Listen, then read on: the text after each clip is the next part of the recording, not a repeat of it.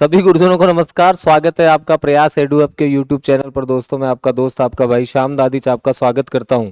Read Sanskrit mains level 2 के लिए हमारी इस संस्कृत मॉक टेस्ट सीरीज के सॉल्यूशन की कक्षा में, जिसके अंतर्गत हम गत सप्ताह हुए मॉक टेस्ट का सॉल्यूशन लेके आपके समक्ष हाजिर हुए हैं।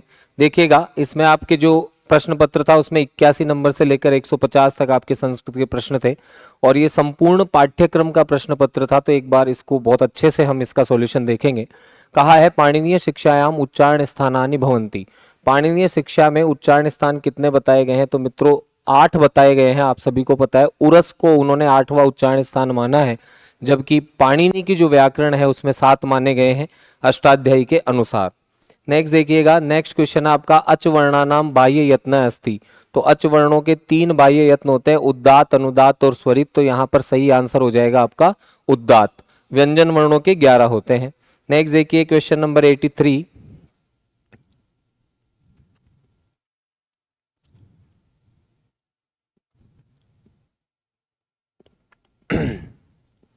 क्वेश्चन नंबर 83 की ओर चले तो संयोग संज्ञायाः उदाहरणम अस्ति। संयोग संज्ञा का उदाहरण कौन सा है? तो इंद्र है, क्योंकि हलोनंतरा संयोग सूत्र कहता है कि 2 हल वर्णों के मध्य यदि स्वर का व्यवधान नहीं हो तो वहां पर संयोग संज्ञा होती है। नेक्स्ट देखिए, सुबंतम तिगंतम वा कथ्यते। सुबंत और तिगंत को पद कहा जाता है, सुप तिंगंतम पदम, इस प्रकार का यह सूत्र है और आंसर यहाँ पर ऑप्शन ए हो जाएगा। नेक्स्ट देखिए, इस संज्ञा विधायकानि सूत्राणि कति। तो इस संज्ञा विधायक सूत्र कितने हैं? 6 सूत्र बताए गए हैं। उपदेशे अजनुनासिक है इत, साथ में आपके दूसरे नंबर पर हलंत्यम, तीसरा आदिर्यी टुडव है, चौथा शह प्रत्ययश्य, 5वां चूटू और छठा लशक व तद्दिते। 6 सूत्र है। एक वार्तिक है, इर इस संज्ञा वक्तव्या। सु प्लस उक्ति इत्यत्र संधि, तो सवर्ण दीर्घ संधि होगी। उ और उ मिलकर क्या हो जाएगा?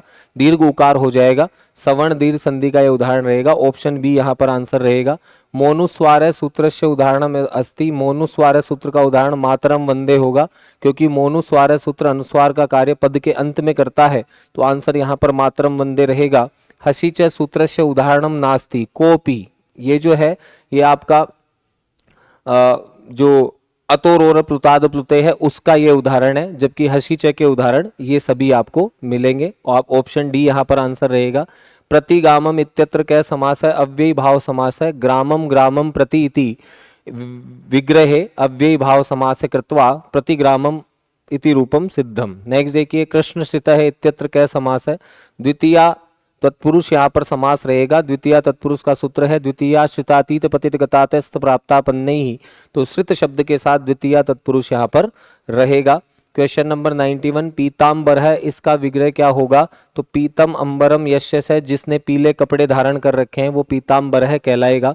तो आंसर यहाँ पर हो जाएगा ऑप्शन सी मित्रों। क्वेश्चन नंबर 92, त्रयाणाम लोकानाम समाहार है त्रिलोकी। इस प्रकार का यह उदाहरण रहेगा। द्विगोह सूत्र से ङी प्रत्यय करके यहाँ त्रिलोकी रूप सिद्ध होगा। क्वेश्चन नंबर 93, तत्श्लोकम, यहाँ पर आंसर रहेगा तत्श्लोकम। छत्व संधि का ये उदाहरण है। षष्ठोटी यहाँ पर सूत्र है और तत्श्लोकम यहाँ पर उदाहरण रहेगा। सबसे पहले छत्व कार्य होगा, तत्पश्चात शुत्व कार्य होकर के तत्श्लोकम रूप सिद्ध होगा। क्वेश्चन नंबर 94, द्वियमुनम इत्यत्र समासो अस्ति। तो द्वियमुनम में अव्ययी भाव समास होगा। नदीभिश्च सूत्र से समाहार अर्थ में द्विगु समास ना होकर के संख्या पूर्वो द्विगु जो था उसको क्या कर दिया? संख्या वंशेन और आपके नदीभिश्च, इस प्रकार के सूत्रों से संख्या पूर्वक जो नदीवाची और वंशवाची शब्द होंगे उनसे अव्यय भाव समास हो जाता है। यण संधि का उदाहरण है, तो यण संधि का उदाहरण है लाकृति, लृ प्लस आकृति लाकृति, इस प्रकार का उदाहरण यण संधि का रहेगा। नेक्स्ट देखिएगा, शक्यम इत्यत्र प्रत्ययो, तो शकी शहोश्च यत प्रत्यय यहाँ पर होता है। शकी शहोश्च सूत्र से यत प्रत्यय का विधान किया गया है। ऑप्शन ए यहाँ पर आंसर रहेगा। आश प्लस सानच क्या बनेगा? आसीनः। आस धातु से आसीनः रूप बनेगा और ये रूप जो है विशेष रूपों में आता है। आसीनः, शयानः, इस प्रकार के रूप यहाँ पर बनेंगे। नेक्स्ट देखिए, यशस प्लस मतुप, यशोमती नहीं बनेगा, क्या बनेगा? यशस्वती शब्द, ये सही है। यहाँ पर यशोमती शब्द नहीं बनता है, यशस्वती बनेगा यश प्लस मतुप से स्त्रीलिंग में। देवता इति पदे प्रत्यय तल प्रत्यय है, ठीक है। तस्य भावत्व तलो, भाव के अर्थ में यहाँ पर देव शब्द से तल प्रत्यय होकर के देवता शब्द बनता है। क्वेश्चन नंबर 100, निर्धारणे प्रत्ययो अस्ति। अतिशायने तम विष्टनो निर्धारण की प्रक्रिया में तमप और इष्टन प्रत्यय का प्रयोग होता है, जबकि द्वितीया विभज्योपपदे, ठीक है, तो द्विवचन विभज्योपपदे तरबीय सुनो, इस प्रकार से जहां पर विभाजन का प्रसंग होता है वहां पर तरप और ये सुन। हरि शब्दा संबोधने एक वचने, हरे हे हरे बनता है संबोधन के एक वचन में, आंसर होगा ऑप्शन डी। क्वेश्चन नंबर 102, भू धातु के विधिलिंग लकार में मध्यम पुरुष का एक वचन, मध्यम पुरुष का एक वचन भवे हे भवेताम भवे, ठीक है, इस प्रकार के रूप बनेंगे, ऑप्शन बी यहां पर सही आंसर रहेगा। नेक्स्ट देखिए, मति शब्दा सप्तम में एक वचने, तो यहाँ मतौ रूप यहाँ पर सिद्ध होगा, ठीक है, सप्तमी एक वचन में मतौ यहाँ पर रूप बनेगा।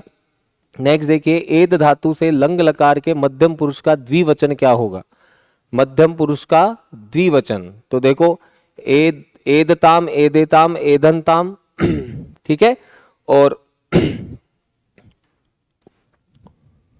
यहां पर उल्टा कर दिया इन्होंने, एधे थाम होता है यहां पर, ठीक है,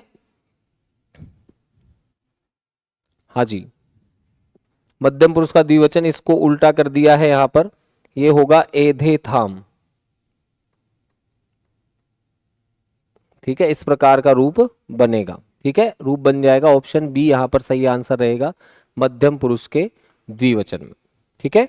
नेक्स्ट चलते हैं, गुरु शब्दात षष्टेक वचन, षष्ठी के एक वचन में रूप क्या बनेगा, तो गुरो हो यहाँ पर सही आंसर रहेगा, पंचमी और षष्ठी में सेम रूप बनता है, ऑप्शन ए आंसर रहेगा।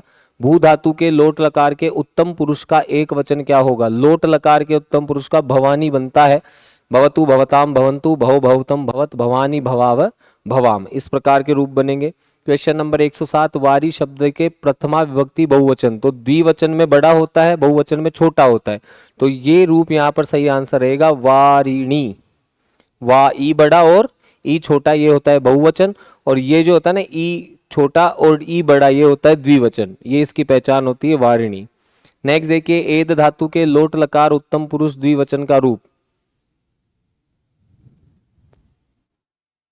उत्तम पुरुष द्विवचन का रूप पूछा है यहां पर, ठीक है, उत्तम पुरुष के द्विवचन का पहले जो पूछा गया था वो आपके मध्यम पुरुष का द्विवचन का रूप था मित्रों, तो यहां पर उत्तम पुरुष के द्विवचन का जो रूप रहेगा, यहां पर अगर हम शब्द रूपों की बात करें तो जो एद धातु है,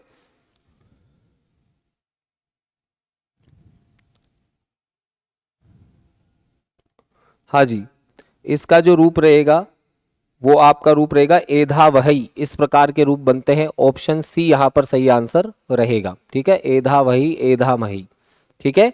नेक्स्ट देखिए, अस्मत् शब्द से सप्तमी एक वचन में मई बनता है, ये ध्यान रखना है, सप्तमी एक वचन में मई बनता है, मई आंसर यहां पर रहेगा।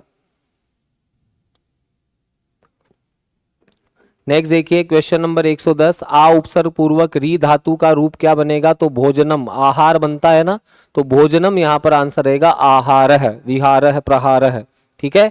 शनै शनै अव्यय का अर्थ होता है धीरे धीरे, शनै शनै मम जीवने आगच्छ, ठीक है, ऑप्शन ए। क्वेश्चन नंबर 112, उपकृष्णम, यहाँ पर उप उपसर्ग का अर्थ है उपकार उपहार ऊपर या समीप, समीप यहाँ पर अर्थ है, ठीक है, तो ध्यान रखना है, समीप अर्थ में यहाँ पर अव्ययी भाव समास हो जाता है। क्वेश्चन नंबर 113, नीचई वाति समीरणः, तो इसका अर्थ होता है मंद गत्या, धीरे धीरे हवा बह रही है, ऑप्शन बी यहाँ पर आंसर हो जाएगा। क्वेश्चन नंबर 114, इत्यत्र अति उपसर्ग नास्ति, तो अति उपसर्ग यहाँ पर नहीं है, अतिरस्कृति है ये, तो यहाँ पर अति उपसर्ग नहीं है, बाकी सब जगह अति उपसर्ग है। नेक्स्ट देखिए, भस्मीभूतस्य देहस्य पुनरागमनम कुतः, चारवाक सिद्धांत का श्लोक है, तो पुनः यहाँ पर सही आंसर रहेगा अव्यय। 116, सीता मार्ग से फूल चुनती है, मार्ग से फूल चुनती है, अवचिनोति, ची धातु के योग में कौन सी विभक्ति होती है भाई, द्वितीय विभक्ति होती है, तो ध्यान रखना है, सीता मार्गम पुष्पम अवचिनोति, ये ऑप्शन बी यहाँ पर आंसर रहेगा, मार्गात भी नहीं होगा, मार्गेण भी नहीं होगा, ठीक है। नेक्स्ट देखिए, अशुद्धम वाक्यम वर्तते, अशुद्ध वाक्य कौन सा है, तो अशुद्ध वाक्य यहाँ पर है रामः वने अधिशेते, वनम अधिशेते यहाँ पर आना चाहिए था, और आंसर हो जाएगा ऑप्शन डी। नेक्स्ट देखिए, साधक तमम करणम, सूत्र है ये करण का, तो साधक तमम करणम यहाँ पर सही आंसर होगा। क्वेश्चन नंबर 119, भुव प्रभव सूत्र से कौन सी संज्ञा होती है? अपादान संज्ञा होती है। जहां से कोई जो नदीवाची शब्द है वो बाहर निकलते हैं उसकी अपादान संज्ञा हो जाती है। क्वेश्चन नंबर 120, सोहन गुरु को नमस्कार करता है, तो नमस्करोति आ गया है, तो द्वितीय विभक्ति जहां भी होगी वो सही आंसर होगा। सोहन गुरुम नमस्करोति। नमः अव्यय के योग में चतुर्थी होती है, लेकिन नम जो होता है ना उपसर्ग, अगर वो सामने क्री धातु आ जाती है और नमस्कार करना अर्थ होता है तो वहां द्वितीय विभक्ति होती है। ठीक है, नेक्स्ट देखिए, रामस्य अभिषेक अस्मिन कांडे भवति। राम का अभिषेक इस कांड में हो गया था। ठीक है, राम का अभिषेक युद्ध कांड में ही बताया गया है मित्रों। राम का अभिषेक जो है वो युद्ध कांड में ही बता दिया गया था, अर्थात जिसको हम लंका कांड भी कहते हैं, राम का अभिषेक वहीं पर हो गया था।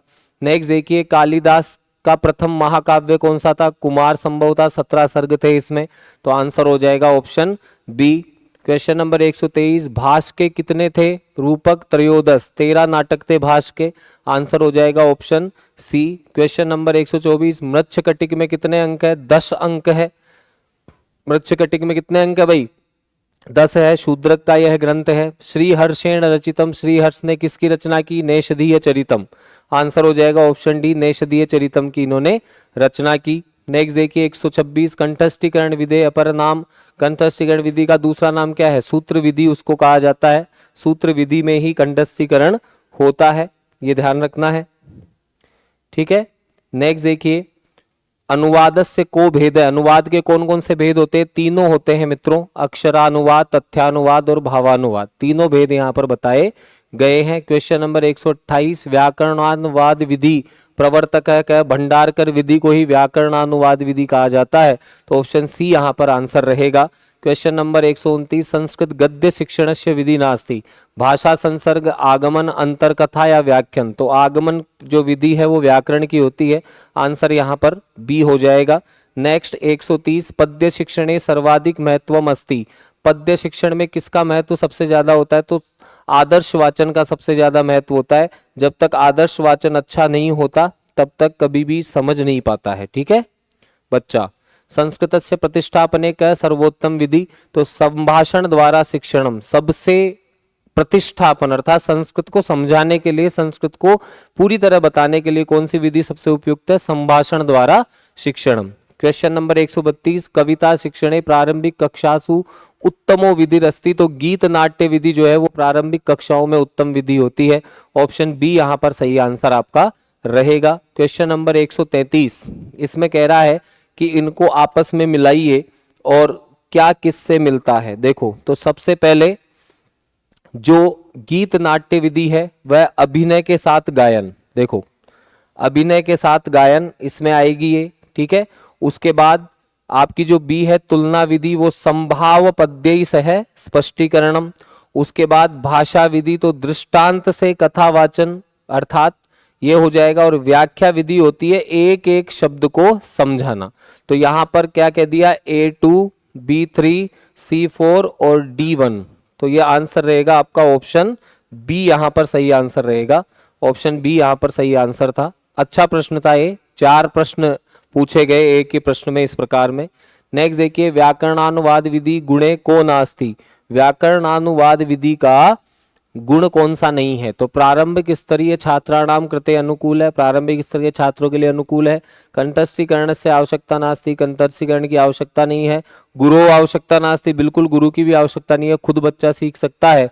तो अर्थात चौथा जो है, भाषा के महत्वपूर्ण अंगों की उपेक्षा नहीं होती है, यहाँ करना बताया गया है, इस वजह से यहाँ पर ये सही आंसर रहेगा। नेक्स्ट देखिए, शिक्षण कौशलामाम अभ्यासाय ऐसा रीति प्रयुज्यते, तो शिक्षण कौशलों के अभ्यास के लिए सूक्ष्म शिक्षण करवाया जाता है बीएड इत्यादि में, तो यहाँ पर ये रीति प्रयुज्यते। ठीक है, नेक्स्ट देखिए क्वेश्चन नंबर 136, वयमीय परितुष्टा वल्कलेस्त्वम दुकूले, यहाँ पर अव्यय पद कौन सा है? तो अव्यय है ई है, वयम ई है। ठीक है, तो ई है अव्यय यहाँ पर रहेगा। नेक्स्ट देखिए क्वेश्चन नंबर, ख इति वर्णस्य उच्चारण स्थान, ख वर्ण का उच्चारण स्थान कंठ होता है मित्रों, तो यहाँ पर आंसर हो जाएगा कंठ। ठीक है, नेक्स्ट देखिए, शुद्ध वाक्यम चुनत है, त्रय महिला जलमानयन्ति, गलत है। त्रीणी बालकाः पुस्तकम पठन्ति, ओके। नद्या त्रयः पशवः तरन्ति, ठीक है, पंचा मृगाः धावन्ति। तो देखो पंचा भी नहीं बन सकता, त्रीणी बालका नहीं बन सकता, त्रय मिला, नद्याम त्रयः पशवः तरन्ति, ऑप्शन सी यहाँ पर सही आंसर रहेगा, शुद्ध वाक्य होगा ऑप्शन सी। नेक्स्ट देखिए, जस प्रत्याहारे भवन्ति, जस प्रत्याहार में वर्गों के तृतीय वर्ण होते हैं, तो आंसर हो जाएगा ऑप्शन बी। नेक्स्ट देखिए, छात्रेण वेदा पठ्यन्ते, वाच्य परिवर्तन करो, तो छात्रेण वेदा पठ्यन्ते तो आ जाएगा छात्रः वेदान पठति, इस प्रकार का आंसर यहाँ पर रहेगा, ऑप्शन डी यहाँ पर वाच्य परिवर्तन में आएगा। 141, तुम मेरे साथ विद्यालय चलो, त्वम मया सह विद्यालयम चल, इस प्रकार का आंसर आएगा, ऑप्शन ए आंसर रहेगा, क्योंकि चलो यहाँ पर लोट लकार का मध्यम पुरुष का एक वचन रहेगा, तो आंसर क्या हो जाएगा, ऑप्शन ए। नेक्स्ट देखो, सीता राम के साथ वन गई, तो सीता रामेण सह वनम अगच्छत, इस प्रकार का रूप आएगा, ऑप्शन सी यहां पर आंसर रहेगा, ठीक है। नेक्स्ट देखिए, क्वेश्चन नंबर 143, मोहन जयपुर में रहता है, तो मोहनः जयपुरम अधिवसति, अधिवसति के रूप में क्या होगा, द्वितीय विभक्ति का प्रयोग होगा, आंसर हो जाएगा ऑप्शन बी 143 में। क्वेश्चन नंबर 144, राम गाय से दूध दोहता है, तो गाम पयः दोग्धी, द्वितीय विभक्ति आएगी, अकथित कर्म है, आंसर हो जाएगा ऑप्शन ए। क्वेश्चन नंबर 145, भिखारी राजा से वस्त्र मांगता है, तो नृपाय जहां होगा वहां पर इसका सही आंसर रहेगा, जो कि इन्होंने नहीं लिखा है। याचते, याचके में द्वितीय विभक्ति आ जाएगी, नृपम वस्त्रम याचते, दुह याच पच दंड, अकथित कर्म हो जाएगा, और आंसर रहेगा ऑप्शन सी, भिक्षुक है, नृपम वस्त्रम याचते, ठीक है। नेक्स्ट देखिए, क्वेश्चन नंबर 146, भाष के नाटकों के शोधक कौन थे, टी गणपति शास्त्री ने भाष के नाटकों का शोधन किया था, आंसर हो जाएगा ऑप्शन बी। क्वेश्चन नंबर 147, प्रतिज्ञा योगंधरायणम किसकी कथा है, तो उदयन और वासव दत्ता की ये कहानी है, जो कि भाष ने लिखी है, ठीक है। क्वेश्चन नंबर 148, शिशुपाल वधे श्रेयंतम किमर्थम, तो श्री शब्द से समाप्ति है इसकी, इस वजह से इसको श्रेयंत काव्य कहा जाता है, ठीक है। नेक्स्ट देखिए, नैषधीय चरितम कश्य कथा, तो नल और दमयंती की कथा नैषधीय चरितम है, काफी सरल क्वेश्चन है। और अंतिम प्रश्न है, चारुदत्त की पत्नी का नाम क्या था, तो धूता यहाँ पर बताया गया है, आंसर बी यहाँ पर रह जाएगा मित्रों। तो ये आपका काफी सरल प्रश्न पत्र था, लेकिन फिर भी आपको ध्यान रखना है कि प्रश्नों का स्तर कुछ स्तर को लेकर के, कुछ प्रश्नों को लेकर के थोड़ा अच्छा था, तो ध्यान रखिएगा। अगले प्रश्न पत्र के सॉल्यूशन में मिलते हैं जल्दी ही, आशा है उम्मीद है आपको ये प्रश्न पत्र का सॉल्यूशन समझ में आया होगा, ठीक है। तब तक के लिए आप सभी स्वस्थ रहे, मस्त रहे, पढ़ाई करने में व्यस्त रहे। Thank you, tata bye bye, जय हिंद, जय भारत मित्रों।